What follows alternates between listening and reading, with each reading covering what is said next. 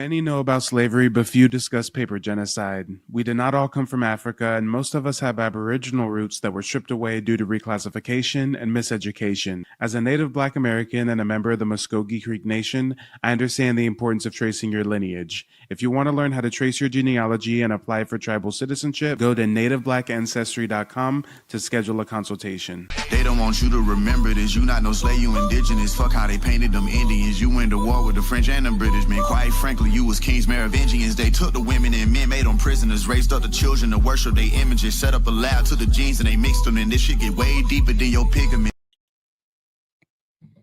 All right, y'all, make sure to smash the like button on the way in. Subscribe to the channel if you're new. And let's get on with the content. Now, guys, tonight we're going to deal with one of the biggest cover-ups, probably one of the biggest cover-ups in American history. And I'm not exaggerating. You'll see what I mean by that in just a moment. You see, the subject is this. Federal census agents reclassified American Indians to Negro. Not accidentally, not randomly, systematically. Through policy, through paperwork, through law. And once the ink dried, your ancestors didn't just lose a label. They lost land, they lost sovereignty, they lost treaty protections, they lost inheritance rights and tribal recognition. And their descendants automatically categorized as Black, then African American. That's how paper genocide works. It doesn't need a battlefield, it needs a clipboard. Now, let's start with the census. The US federal census is treated like gospel by modern genealogists. People assume that if it says Black in 1880, then that's biologically true. No. The census was a political instrument. Enumerators were given shifting racial instructions every decade. In early census years, categories were fluid. Free persons, slaves, whites, other persons. Indian was often excluded unless taxed. That right there tells you something. If you were considered not taxed, you were invisible to the count. If you were not taxed, you could be absorbed into other categories. That created a funnel. Entire indigenous communities, especially in the Southeast and Mid-Atlantic, were administratively pushed into mulatto, then colored, then Negro. And once that happened, every child born inherited the new classification on paper. Identity froze in the column chosen by a census agent who might not even know your community. Now let's talk about one of the most blatant examples. You've got Walter Ashby Plecker, registrar of Virginia's Bureau of Vital Statistics from 1912 to 1946. This man weaponized paperwork. He enforced the 1924 Racial Integrity Act in Virginia, and that law created the one-drop rule in its most rigid form. You see, it legally divided two different categories. That's all. People, no matter how complex their heritage or their genealogy, they were now divided into two categories, white and colored. And guess what? Under Walter Plecker's enforcement, there was no legitimate space left for Indian unless you were on a very short list of state-recognized tribes that he barely tolerated. Plecker literally sent letters to county clerks and hospital administrators instructing them to reclassify people claiming to be Indian as colored. He targeted communities like the Monacan, the Chickahominy, the Rappahannock, the Pamunkey, the Mattapony. He accused them of being mixed Negro, trying to pass as Indian. He ordered birth certificates changed, marriage licenses altered, death records corrected. Families that had been documented as Indian for generations suddenly appeared as colored in the 1920s and 1930s. And that's not genealogy, that's sabotage. That's paper genocide in real time.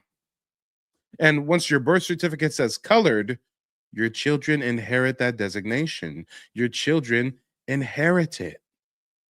Fast forward to the mid-20th century, and now the descendants are called Black or African American with zero mention of the erased tribal identity that was sitting in the previous century's records before Plecker's pen was involved. That's one state.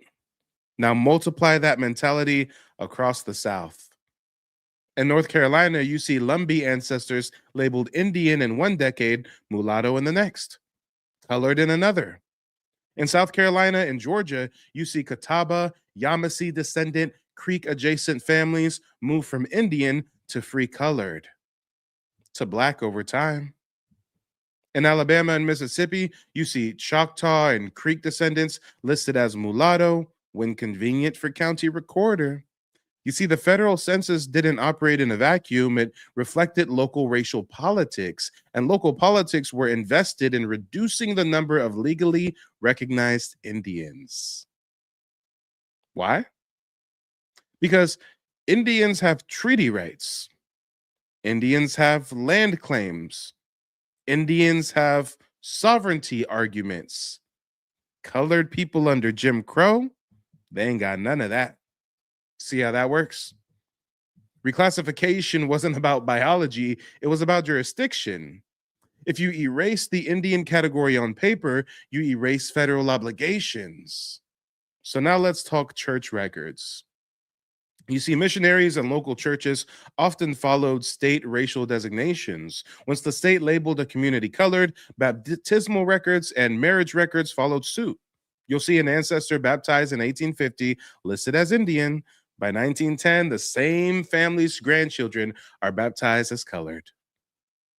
Did their DNA change? No. The bureaucracy changed. Religious institutions complied. The archive hardened around the new label. And here's another case study. The so-called tri-racial isolates of the Southeast. Melungeons in Tennessee and Virginia. Redbones in Louisiana. Brass ankles in South Carolina. These communities consistently reported Indian ancestry.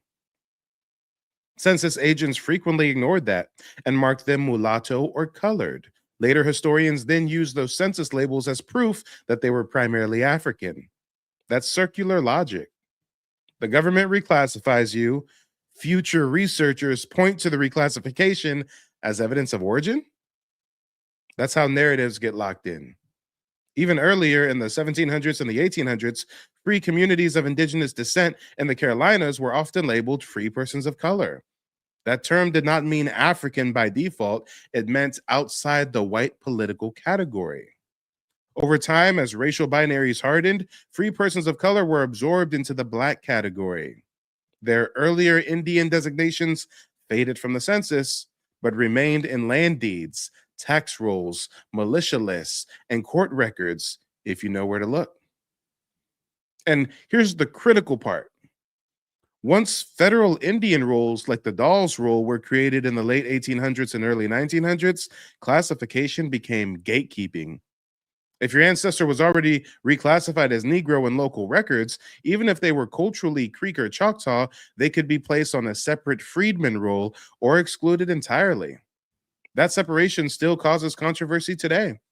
Bureaucratic ink determined political belonging. So when someone tells you the census says Black, so that's what they were, understand that the census was shaped by men like Plecker, men who openly wrote about eliminating the Indian category, men who believed race purity had to be enforced by documentation. That's not neutral data. That's ideology in spreadsheet form. Now, this is what this means for you. If you stop your research at the census column, you will inherit the lie. You have to go before the reclassification, track your line backward, look for shifts. If your family goes from Indian to mulatto to colored between 1870 and 1930, that's not random. That's policy pressure. Look at neighbors on the census page. Are there families known today as tribal descendants? You have to study cluster genealogy. Look at court cases where communities petition to be recognized as Indian. Look at school records in Virginia. Plecker even pressured school systems to segregate Indian children as colored and then put them into separate colored schools. That leaves a paper trail. This is why I built the digital archive on my website. If you go to nativeblackancestry.com, you'll find hundreds and hundreds of scanned documents, letters, court cases, legislative acts, newspaper clippings, proving that this paper genocide occurred. And I didn't just build the archive for decoration. I built it so that our people can see with their own eyes that reclassification was systematic. Don't take my word for it. Read the documents, study them, screenshot them, save them to your computer, share them. And if you're serious about tracing your own family line through this bureaucratic maze, that's where my genealogy consultations come in. Because this work is not surface level. You have to compare the census records, the vital records, the land records, the probate files, the tribal rolls, the freedmen rolls, the tax lists, the church books. You got to compile them all together. Analyze the patterns, not just the labels. And that's what I teach. That's the same process that my family used to document our lineage and secure tribal citizenship with the Muskogee Creek Nation. So if you need professional help, go check out the website, book a consultation. I'll walk you through the entire process step by step. But above all else, you got to understand this. Reclassification is the reason why so many of our families hit a wall at 1870 and assume African origin as the only explanation. The wall was engineered. Census agents, registrars, and lawmakers built it. Walter Plecker didn't just enforce a law, he enforced erasure. And he wasn't alone. Across the South, the Indian category was slowly suffocated until millions of descendants were folded into Black America with no acknowledgement of the indigenous nations they came from.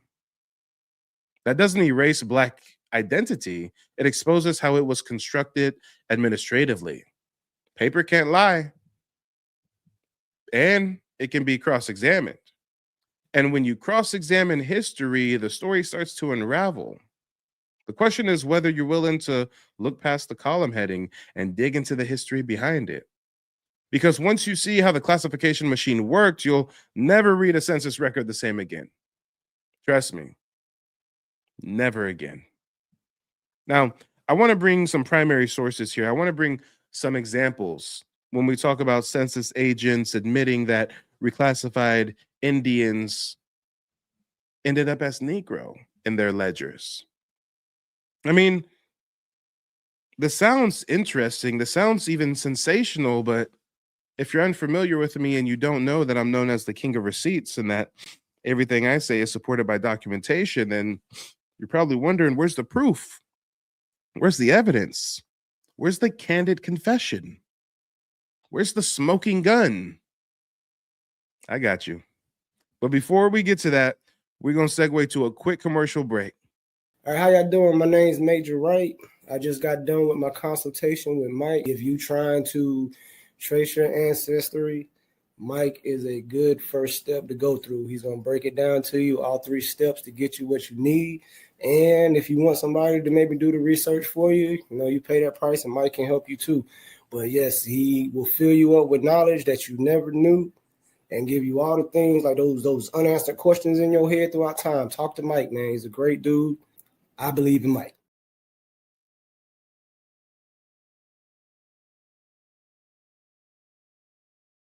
Oh, and I'm over here talking on mute. As I was saying, we got real people, real results. Check out the website, nativeblackancestry.com, if you need assistance with genealogy research. And you know what? Q in the comment section. Let me find Q's comment. Q said, the images shown on screen, is that what you offer for download at your site for the payment of $15? Yes and no. The images on the screen, yes, you can get those, but the digital archive has much, much more than that. For $15, you can become a member of the website.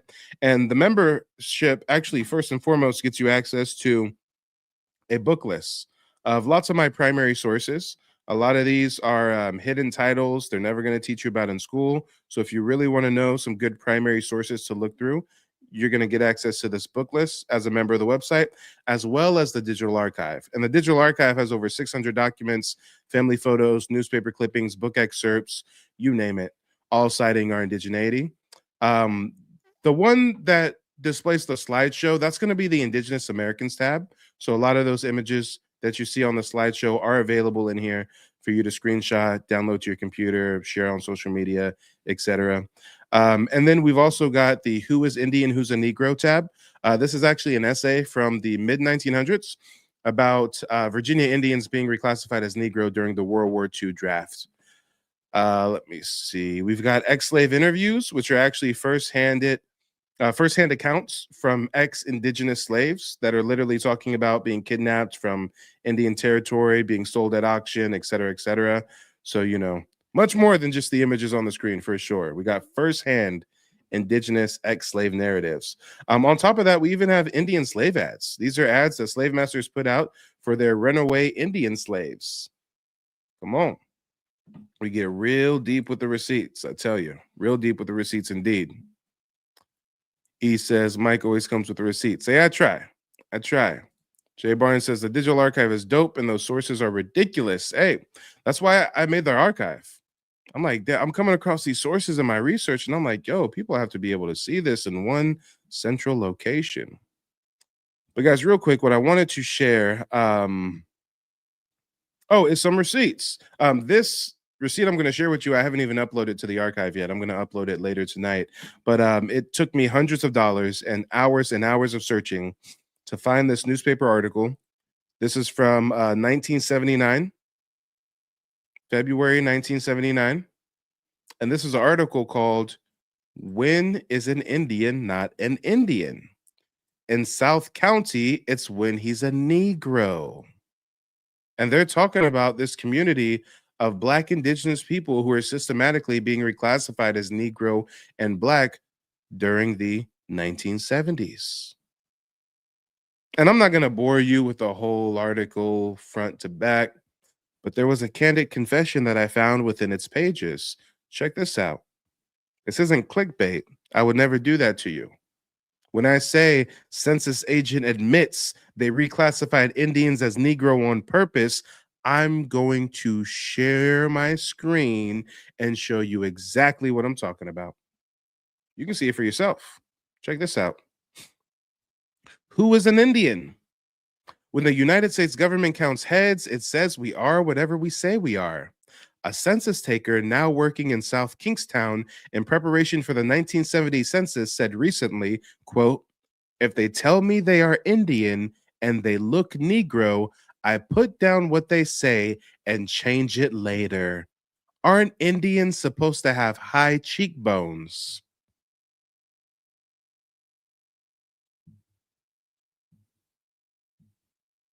What more proof do you need? Case closed. My thesis is the same as it is every night. Black Americans don't primarily descend from Africans. We primarily descend from melanated indigenous communities that were racially reclassified through a process known as paper genocide. And that is exactly what you're looking at.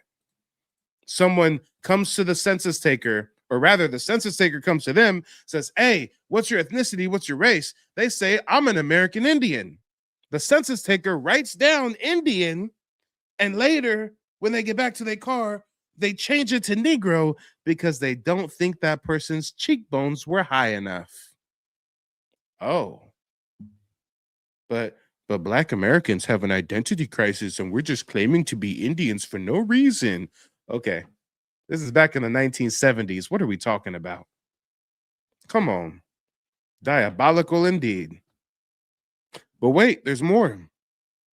There's a documentary film that I like to share from time to time. It's called Along the Blackstone. And check this out. We've got park rangers exposing the colonial system for racially reclassifying American Indians. You can't make this up. Oh no, you cannot make this up. You're probably wondering why two rangers in national park service are sitting in the middle of the woods with books. We have to remember, we're readers of history. We're looking for new ideas, new concepts, new ways of understanding. And sometimes sitting out here with Mother Nature is the best way to come to those revelations. Now, I'm with my good friend and ranger colleague, Dan Maharg, and Dan has been doing some research here on the communities in the Blackstone Valley and how they treated or listed the Native Americans here. And Dan, what have you come up with? Well, I got out of our park library 3 county histories, or 3 local histories. This is the history of Worcester County, written in 1879.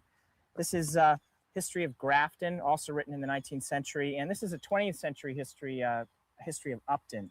And so I just looked in there for you, Chuck. I looked up Nipmuc people and wanted to see what they said. So this is Frederick Pierce's book from 1879, A History of Grafton. And in here he says that the Nipmuc people over the last 2 centuries have vanished. So totally disappeared, according to... Come on, this is something that you will see time and time again. These historians say the Indians just disappeared. Don't you know some white folks just came by, sneezed a couple times, and all the Indians died? Come on. These communities never disappear. They get forcefully assimilated. They get racially reclassified. You go from being a Nipmuc to a person of color, eventually a Negro, eventually a Black, descendants reclassified as African Americans, thanks to Jesse Jackson. Yeah, I'm not mourning that loss. Frederick Pierce. But I was looking at a census that was done in 1992 that said that living in Worcester County now, there are 1,400 Nipmuc people. So I was a little surprised. Why does it say they vanished here? And yet nowadays we have 1,400. That's even more amazing when you consider the town of Grafton has the Nipmuc Reservation there, the Haslamamisco. Right. And that is a centerpiece of Nipmuc culture and has been for decades, centuries. Right. So why would they say that those people no longer existed? Well, that's a tough question because, like you said, Frederick Pierce obviously knew his neighbors and he knew the people living at the reservation there. And why he decided to not call them Nipmuc people is really interesting. I think it has something to do with Frederick Pierce and other people's attitude at that time, in the 19th century, their attitude about what an Indian was. And for them, what an Indian was somebody who lived out in the forest, who lived maybe in a little teepee or a wetu someplace, who mainly lived by hunting or making baskets. And as he looked around at his neighbors at Haslamamisco, he saw them as barbers, stone workers, factory workers. So essentially, those that are unassimilated to colonial authority, they would refer to as an Indian. But those who have already assimilated into colonial society are no longer Indian as far as the historians, as far as the census takers, as far as the records, right? If I'm an Indian still living out in the woods somewhere, I'm an Indian. But if I've been baptized, if I've been Christianized, if my local clan has been forced to assimilate and live within colonial boundaries and become blacksmiths and shoemakers and barbers, then now they don't call you an Indian no more. They call you colored, mulatto. Shoemakers. And he said, well, these people aren't living the way I think Indians live. So therefore, I'm not going to call them Indians. I'm just going to assume that they've vanished. And I think that's why in these local histories, you don't find descriptions of native people as they're living, as shoemakers. They're not being described as native and factory workers. Because that would go against our romanticized view of the Indian. Right, they're not living in the forest, so therefore they're not Indian, according to these folks. It must be very difficult for people to overcome that kind of stereotype. The only way you can be an Indian or Indianness would be out in the woods, or how are you going to make a living and fit into society? Right, so for Nipmuc people, this must have been particularly a difficult time to live, because here you have a bunch of people in the dominant culture, the white culture, let's say, saying, you've all vanished. You're no longer Nipmuc people. And you have Nipmuc people saying, well, I consider myself a Nipmuc person. I have a family heritage. I have a set of beliefs. And I have a community that I live with that, for me, is distinctly Nipmuc. At the same time, you have the white culture saying, no, you're shoemakers now. And more importantly, you're a person of color. You're no longer a Nipmuc person. And that shows. And more importantly, you're a person of color. And we all know that persons of color become Negro, Black, African American, right? Through in these county histories and also in the census records at the time.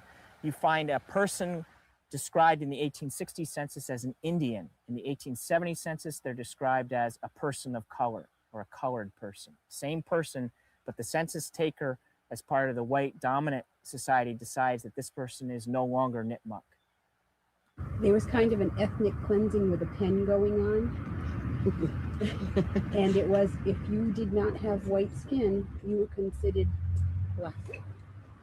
And a lot of times, I mean, even today, you go into the town hall. Wait. What did she just say? She said it was an ethnic cleansing of the pen going on. And if you did not have white skin, you were considered black. Come on. Straight from a Nipmuc Indian. There was kind of an ethnic cleansing with a pen going on. And it was, if you did not have white skin, you were considered black. And a lot of times, I mean, even today, you go into the town halls and you see where people have actually written over the records, where it was put in that they were Indian, and someone went in and wrote black over it.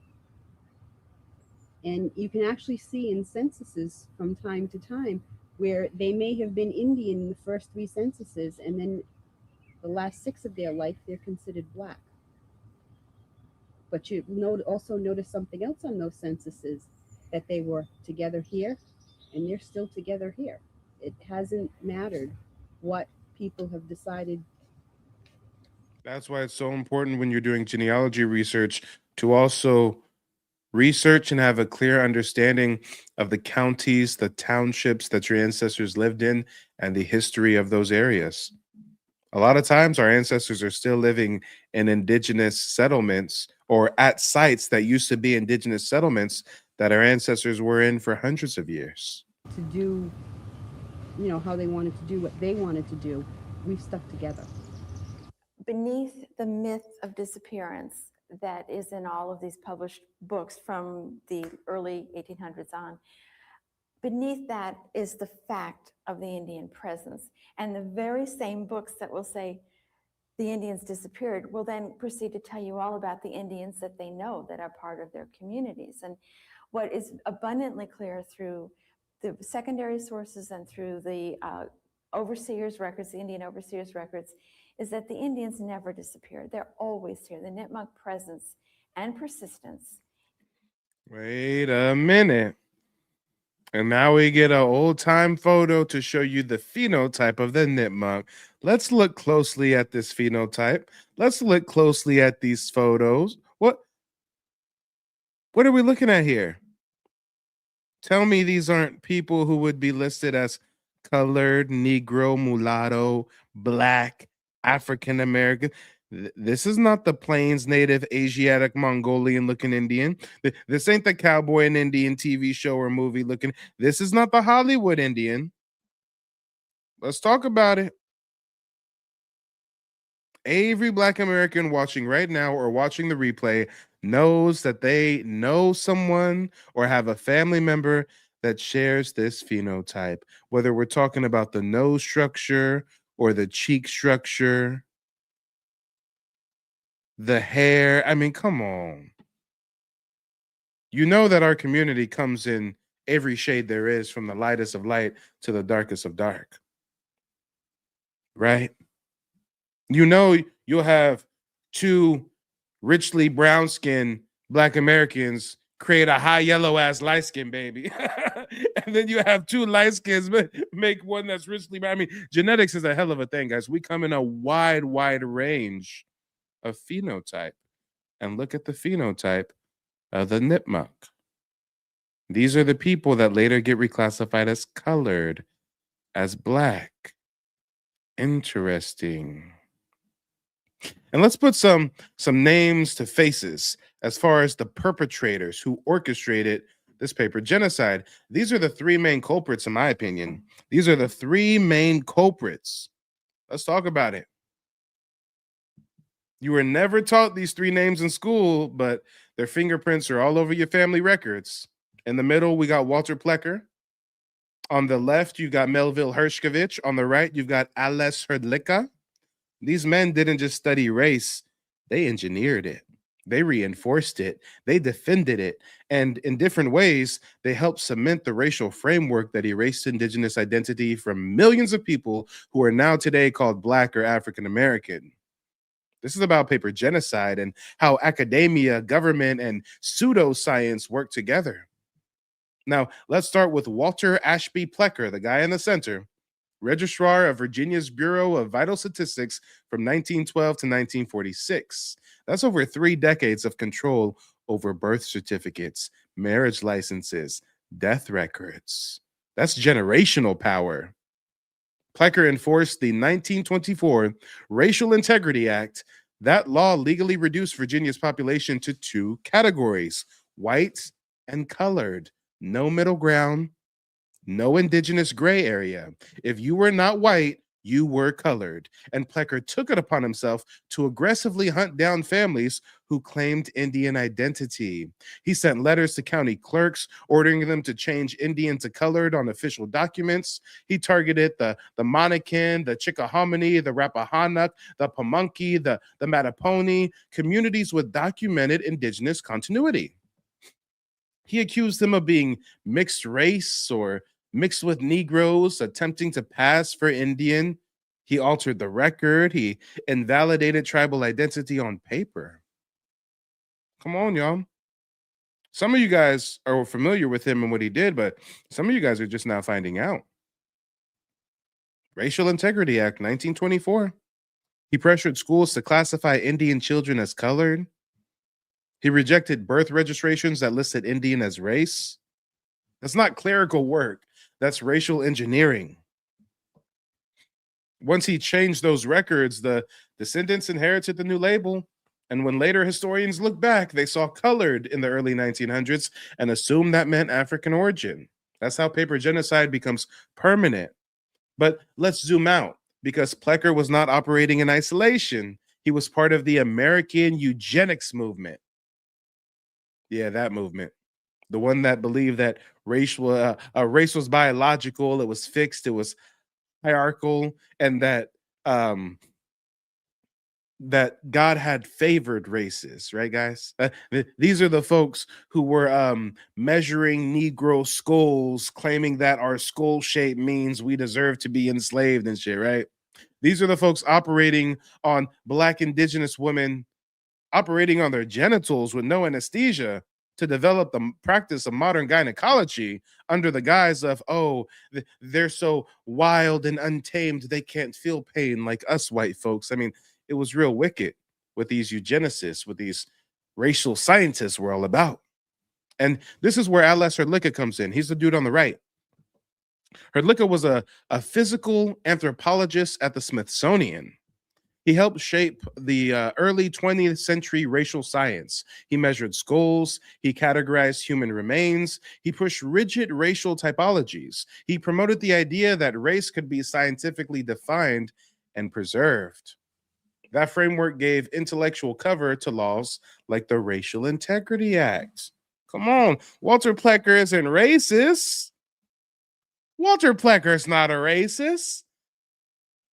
The Smithsonian and modern scientific educational institutions promoted the belief that these folks are inferior. We're not racist.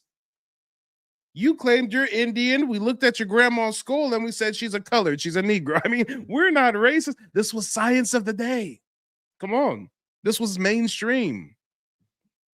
When you create a scientific culture obsessed with racial purity, you justify bureaucrats like Plecker enforcing it. Hrdlicka's work contributed to a climate where identity was treated as something measurable and enforceable. Through biological determinism and other racist means, and that's when identity becomes biological in theory. It becomes policeable in paperwork. And we got to transition to our boy on the left, Melville Hershkovich.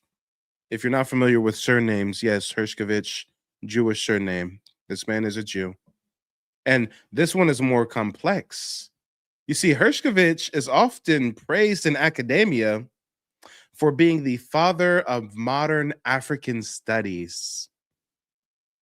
He's praised in academia for arguing that African Americans retained African cultural traits and that all American Negroes exclusively descend from African slaves. Come on. On the surface, some of his work may have seemed empowering at that time, but think about the timing. In the early 20th century, indigenous communities across the Southeast, yeah, they were fighting to maintain recognition. Meanwhile, scholars are building a dominant narrative that Black Americans are culturally and primarily African in origin.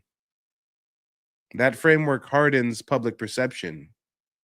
If the academic establishment says Black culture is overwhelmingly African retentions, then where does that leave indigenous ancestry inside Black communities? It gets sidelined. It gets dismissed as myth. It gets labeled folklore. So while Plecker was enforcing racial binaries in state records, Hershkovich was reinforcing an intellectual model that centered African continuity as the defining origin of Black America. The combination matters. You've got government classification plus academic reinforcement equals narrative cement. Once that narrative sets, indigenous claims from Black communities are treated as confusion, denial, romanticism. Come on, we've got to connect the dots. Plecker altered the vital records. Hrdlicka reinforced biological race hierarchy. Hershkovich strengthened a singular African origin model for Black identity. 3 different arenas: government, physical, anthropological, cultural anthropology, but the same outcome: rigid racial categories with little room for indigenous continuity among people labeled Black. And here's the key point. Once a record is changed at the state level, it affects federal records. Census data follows state classifications. School enrollment follows birth certificates. Marriage licenses reinforce racial designations. Military drafts copy census race. Over a few decades, the paper trail becomes consistent, but consistency does not mean accuracy. It means enforcement. This is why so many families see Indian in 1870, mulatto in 1880, colored in 1910, and Black in 1930. And that's not evolution, that's compression. That's administrative suffocation of the Indian category. And once it's compressed, the descendants are told that their indigenous ancestry is impossible because the records don't show it. The records were altered. That's the point. Paper genocide doesn't require burning villages, it requires controlling the forms. And these men operated in a time where racial documentation became standardized. Birth certificates became mandatory. Racial categories became legally enforced. Anthropologists simplified the justification. The registrars enforced the compliance. The scholars shaped the public narrative. The result? Millions of descendants today carry a racial label that may reflect political decisions more than ancestral truth. Now, here's the empowerment piece. Once you understand this machinery, you stop treating every census label as sacred. You start asking better questions. Who was the registrar? What were the racial laws in effect that year? Was this community contesting classification? Were there court cases? Were there tribal petitions denied? That's how you reverse engineer the damage. And if you want to see the receipts, go to nativeblack.ancestry.com. I've got the digital archive, hundreds of documents for you to check out. Shows you directly how the laws, letters, census instructions, court cases all affected your ancestry. And again, if you're serious about tracing your own lineage through the reclassification effort, book a consultation with me. I'll teach you that 3-step process me and my family use to trace our ancestry and get tribal citizenship. You got to understand, it takes comparing land deeds to census rolls, church records to vital statistics, tribal rolls to freedmen rolls. That's work. Walter Plecker didn't just change forms, he changed futures. Hrdlicka didn't just measure skulls, he reinforced a system obsessed with racial boundaries. And Hershkovich, he didn't just study culture, he helped cement a dominant origin narrative that left little room for indigenous survivals within Black America. Remember, 3 arenas, 1 long shadow. And that shadow still sits in your family tree. Now, the question is, are you going to accept the label at face value, or are you going to dig underneath it and find what's buried? Let's talk about it, y'all. Let's talk about it. They don't want you to remember this. You not no slave, you indigenous. Fuck how they painted them Indians. You went to war with the French and the British men. Quite frankly, you was kings Merovingians. They took the women and men, made them prisoners, raised up the children to worship their images, set up a lab to the genes and they mixed them. And this shit get way deeper than your pigment.